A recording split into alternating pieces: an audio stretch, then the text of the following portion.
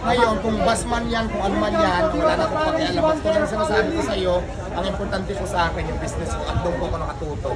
Pagdating naman sa social media, buzzer, yung mga influencer, mga nagpapapicture na pupunta dito ng customers. Di ba sabi ko, hindi naman buong maghapon ay nakaharap na lang tayo lagi dito. May mga time talaga na minsan sinasabi ko mamaya lang kasi katulad ngayon, nakaharap ako sa inyo para entertaining pa yung picture, interview para sa mga tanong. Pero yung mga tao kasi minsan na hindi ko mapagbigyan dahil di ba may negosyo ako eh. Katulad ngayon, ang ganito, doon ako, may darating na magpapicture. Kasi sabi ko tama na mamaya na, pag na videohan, i-upload, ang sama na dating ko, di ba, attitude, iba na ugali, iba na, ayun, di ko na, wala na akong pakialam doon kasi out my control yun. So karapatan nyo yan eh.